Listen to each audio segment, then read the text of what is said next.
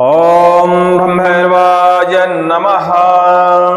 ओम काली काले महाकाले कालिके परमेश्वरी सर्वानंद करे देवी नारायणी नमस्तुते। ओम क्लीं मूर्ति शारदे ममकार सिद्ध कुरु नमः।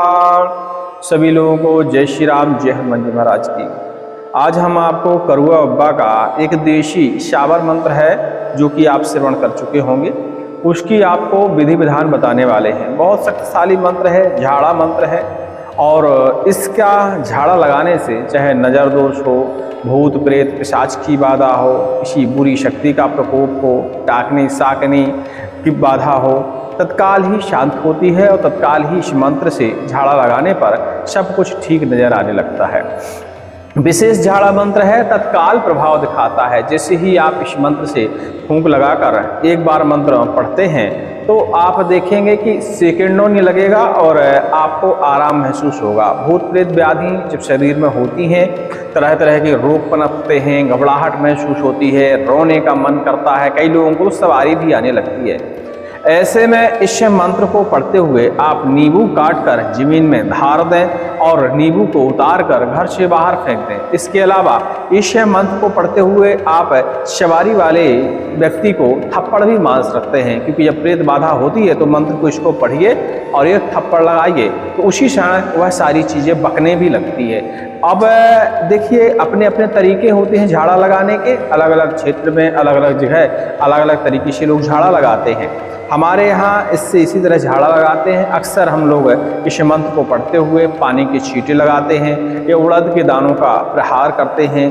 गाय की बालों से बनी हुई रस्सी का भी प्रहार किया जाता है, अरंडी के डंडे का भी प्रहार किया जाता है, नीम की डंडी से भी प्रहार किया जाता है जिसमें पत्ते लगे हुए होते हैं। और एक बार झाड़ा लगाने से तत्काल ही राहत महसूस होती है और हमेशा के लिए बाधा से मुक्ति भी मिल जाती है। भैरव महाराज हम आपको बता दें कि सभी प्रकार की बुरी बाधाओं को भक्षण करने के लिए जाने जाते हैं, निर्णय के देवता माने जाते हैं और करुआ बब्बा जो हैं भैरव के ही अंश माने जाते हैं। लीजिए, इनका एक बार आप मंत्र सुनेंगे और फिर इसके बाद हम इनकी विधि बताते हैं कि कैसे इस मंत्र को सिद्ध करना चाहिए। प्रयोग तो आप समझ ही गए हैं कि कैसे इसका प्रयोग किया जाता है। और अधिक मंत्र श्रवण करने के लिए इस वीडियो से पहले वाला आप वीडियो देख लीजिएगा तो आपको पूरा श्रवण 108 मिल जाएगा, क्योंकि इस मंत्र को श्रवण करने से भी फायदा होता है। तो श्रवण करना आवश्यक है। जिन लोगों को लगता है कि इस मंत्र से हमें आराम लग रहा है वही लोग इसकी विधि किया करें, क्योंकि जब तक मंत्र आराम नहीं देता है तो उसके पीछे नहीं भटकना चाहिए। लीजिए सुनिए। सन से चले सने ही बर से चले वारा सहस्त्र रूप करुआ चले ले मुंडन के माल भागोरी शाकनी भागोरी डाकनी करुआ आवे आधी रात। करुआ है मैन का पूत आधे शरक भगावे भूत मार मुठ मरकट ले जाए धुआं देख आकाश से जावे। आपन गुरु का नाम छिपावे दूसर गुरु का नाम बतावे तबे वीर करुआ कहावे। मेरी भक्ति गुरु की शक्ति चल चल रे वीर करुआ देखो तोरी चलबे की शक्ति। ओम ब्रह्मैवाय नमः। मंत्र एक बार और सुनेंगे। सन से चले सने ही वर से चले बारह सहस्त्र रूप करुआ चले ले मुंडन के माल भागोरी शाकनी भागोरी डाकनी करुआ आवे आधी रात। करुआ है मैन का पूत आधे शरक भगावे भूत मार मुठ मटगट ले जावे धुआं देख आकाश से जावे। आपन गुरु का नाम छिपावे दूसर गुरु का नाम बतावे तब वीर करुआ कहावे। मेरी भक्ति गुरु की शक्ति चल चल रे वीर करुआ देखो तोरी चलबे की शक्ति। इस तरह का मंत्र है, देशी शाबर मंत्र आप इसे कह सकते हैं। वैसे जो बोलचाल की भाषा में होते हैं, अपनी लोकल की भाषा में होते हैं, क्षेत्रीय भाषा में होते हैं, ऐसे मंत्रों को शाबर मंत्र का ही नाम दिया जाता है। बुंदेलखंड का मंत्र है और बहुत ही प्रसिद्ध मंत्र है, तत्काल ही प्रभाव दिखाने वाला मंत्र माना जाता है। इसकी विधि भी बड़ी आसान है, कोई कठिन विधि नहीं है। तुरंत इसको आप सिद्ध कर तुरंत ही इस मंत्र का आप प्रयोग कर सकते हैं। गुप्त नवरात्रि, चैत्र नवरात्रि, अमावस्या के दिन विशेष इसकी सिद्धि मानी जाती है। इसके अलावा दीपावली की रात, डिठौनी एकादशी की रात, अमावस्या और दीपावली की रात, डिठौनी एकादशी की रात, इनके लिए विशेष मानी जाती हैं करुआ बब्बा के लिए। तो आप इनमें से किसी एक को चुन सकते हैं। जब समय नहीं मिले आप आते ही लंबे समय में है, दूर है ऐसे मुहूर्त, तो आप नवरात्रि का प्रयोग कर सकते हैं। नवरात्रि में भी इन मंत्रों की साधना करी जाती है। रुद्राक्ष की माला इनके मंत्र को जाप करने के लिए चाहिए होती है और ज़्यादा आपको जाप भी नहीं करना होता। एक आसन अपना जमा लीजिए, भैरव महाराज का चित्र हो तो सामने रख लीजिए, काले भैरव का चित्र। इसके अलावा भैरव महाराज का श्रृंगार करिए। श्रृंगार में आप इन्हें पुष्प अर्पण करिए, स्नान ध्यान कराइए, तिलक लगाइए, धूप दीप नैवेद्य इत्यादि अर्पण कराइए, काले वस्त्र इनके ऊपर अर्पण करिए। इसके बाद आसन भी अपना प्रयास करें कि काला ही हो तो अति उत्तम है। इसके बाद आसन पर आप बैठ जाइए, रुद्राक्ष की माला लीजिए, माला का पूजन करिए, दीपक पहले जला लीजिए, 4 मुख का दीपक होना चाहिए। उत्तर या पूरब दिशा की ओर अपना मुख करके बैठ जाइए और सिर्फ एक माला जप करिए, सिर्फ एक माला, ज़्यादा नहीं है, मतलब 20 मिनट का कार्य है। एक माला इस मंत्र की आप जाप करिए और 108 बार हवन कर दीजिए, मतलब सिर्फ 2 माला ही आपको करना है। एक माला आपको जाप कर लेना है और एक माला हवन कर देना है, इतने में ही यह मंत्र कार्यशील हो जाता है। और आप इतना करने के बाद चाहे अपने ऊपर झाड़ा लगाएं, चाहे दूसरे के ऊपर झाड़ा लगाएं, सब जगह यह मंत्र कार्य करेगा। जब कुछ नहीं मिलता है, मंत्र को पढ़िए, जल में फूंक लगाइए और उसके छींटे लगा दीजिए, तुरंत ही आपको आराम महसूस होगा। प्रेत पिशाच की बाधा कितनी भी भयंकर क्यों ना हो, इस मंत्र की मर्यादा वह जरूर करेगी, क्योंकि भैरव महाराज, काली माता और हनुमान जी के मंत्रों की मर्यादा हर किस्म का प्रेत करता है, चाहे वह गंदा हो, मैला हो, कुचैला हो, नीच हो भी हो, वो प्रेत भी इन मंत्रों की मर्यादा करते हैं। चलिए, आप इतना तो समझ गए होंगे।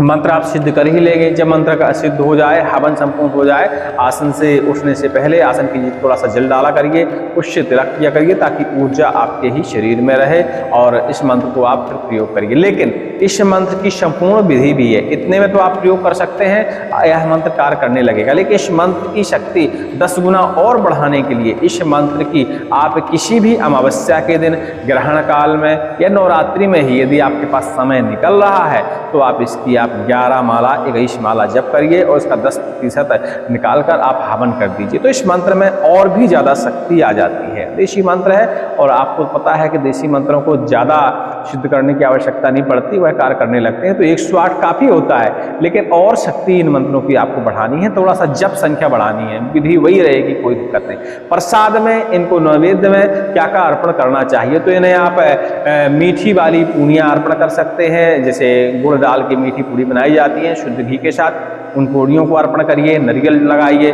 इसके अलावा फल फलाहार ये सारी चीज़ें आप अर्पण कर ही सकते हैं, गुड़ का, चने का प्रसाद लगा सकते हैं। आप इन सारी चीज़ों का प्रसाद भगवान भैरव के नाम से लगा सकते हैं। तामसिक पूजा का भी इस मंत्र में विधान है, लेकिन वो हम इस वीडियो में नहीं बताने वाले। लेकिन हाँ, यदि आपके यहाँ पहले से ही तामसिक पूजा होती चली आ रही है तो इस मंत्र के जरिए आप मदरा जरूर अर्पण कर सकते हैं। बाकी बलि का प्रावधान नहीं करना चाहिए, बलि के हम खिलाफ रहते हैं। तो इतने में ही यह मंत्र कार्य करता रहता है। उम्मीद करते हैं हमारी बात को समझ गए होंगे आप। छोटा सा वीडियो था, कोई खास नहीं था, तो बोर भी आज नहीं हुए होंगे। लेकिन आपको लगता है कि प्रेत पिशाच बाधा से पीड़ित है तो इस मंत्र के लिए गुरु आदेश की जरूरत नहीं है और इसकी जप संख्या भी ज़्यादा नहीं है, थोड़ा सा जप है, 108 बार जपना है, 108 बार हवन करना है, तो इतना कोई भी कर सकता है। यदि आप पुरुष हैं तो इस मंत्र को जाप कर, हवन कर, तत्काल प्रयोग करके देखिए, आपको यह मंत्र अच्छा रिजल्ट देगा। और फिर जब आपको लगे इस मंत्र से फायदा हो रहा है तो समझ लीजिए फिर इसकी आप लंबी सिद्धि कर लीजिएगा। 21 माला, 11 माला, 51 माला अपने इच्छा अनुसार फिर समय के अनुसार अगले बार मुहूर्त में कर लीजिएगा, तो आपको आसानी रहेगी। क्योंकि देखिए, जब तक मंत्र असर नहीं करते तो लोगों की जो आत्मा है वो बोलती रहती है कि मंत्र कार्य करेगा कि नहीं करेगा, कैसे करेगा ये वो। तो थोड़ा सा जप कर लीजिए और मंत्र का प्रयोग कर लीजिए। यदि आपको लगता है कि मंत्र में आपके यहाँ तो सिद्ध हो सकता है, आराम दे रहा है, तो कर लीजिएगा। तो चलिए, आप हमारी बात को आप समझ गए होंगे। अधिक जानकारी के लिए टेलीग्राम में संपर्क कर लीजिएगा। अभी ज़्यादा देर हम बैठ नहीं पाते तो उसके लिए क्षमा चाहेंगे, नहीं हम वीडियो विस्तार से बनाते हैं। लेकिन इतनी जितनी हमने विधि आपको बताई है काफ़ी है आपकी बाधा हरण करने के लिए और दूसरों की बाधा हरण करने के लिए। सभी को जय श्री राम, जय हनुमान जी महाराज।